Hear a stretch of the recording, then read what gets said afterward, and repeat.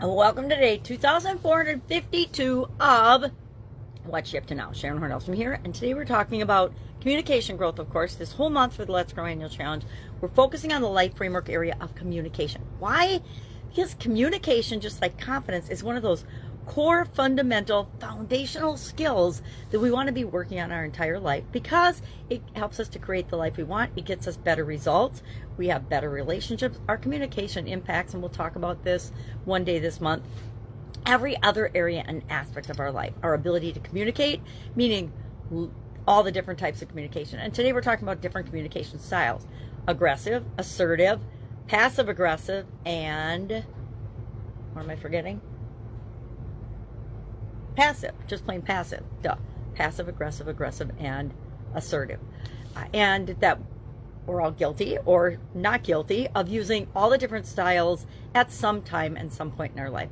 Some of us tend to be more assertive than others. Some of us tend to be aggressive at times, and others tend to be passive, meaning they just let things roll.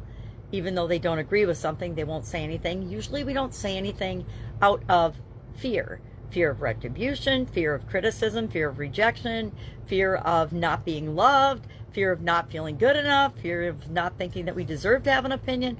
Obviously, passive communication is rampant in our world right now, especially in corporate America, right? Anybody ever sit in on a corporate meeting and want to say something, be chomping at the bit, and then just deciding, I don't want to deal with what's going to happen if I actually say this out loud. I'm going to continue thinking it because nobody's changing my mind, but I'm not going to say it out loud either.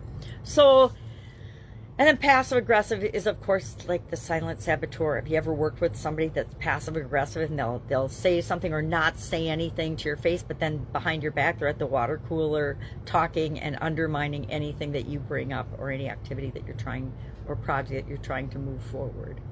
I think we've all run across each of these different types and styles. And like I said, we've all probably used these different styles at certain points and in different situations during our lifetime, depending on how old we are. Heck, I think my 3-year-old granddaughter and my 1.5-year-old granddaughter already know how to use all of these different styles. I didn't do it today, but I probably should have used 3-year-old and 1-year-old behavior.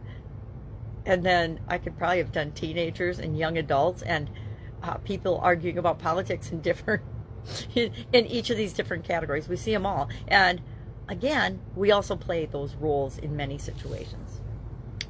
For Supersize Your Business, I've been sharing fundamental supersized business strategies for today was day 63.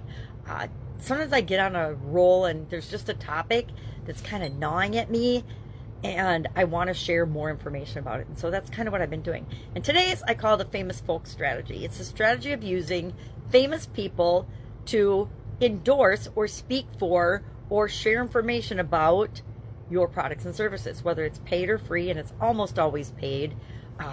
Even in the political campaign, I don't want to burst anybody's bubble, but I gotta believe both campaigns are paying key individuals to participate in their campaign. They might not be paying them with money, but I'm sure they're paying them with at least promises, right? Campaign promises, politics, it's its own world.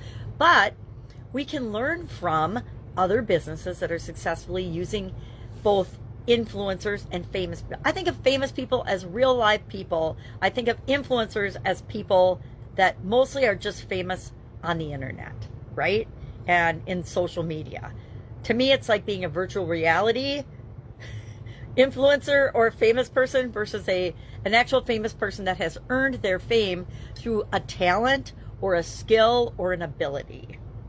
You know, there's famous poets, there's famous actors, there's famous singers, there's famous performers, there's famous athletes. To me, there's a slight difference. I don't know. I'm sure there have been studies done on who is actually more influential with different markets and different types of consumers. Haven't looked into that, but I just might because now I'm curious about it. All right, that's all I've got today. If I can help you in any way, ask. Obviously, October is Halloween month, and we are a happy Halloween family. My goodness.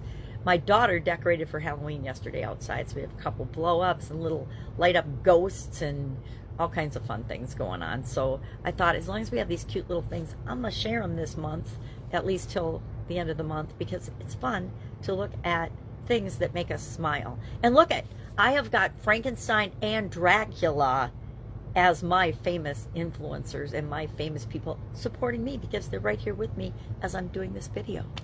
Okay, that's a stretch.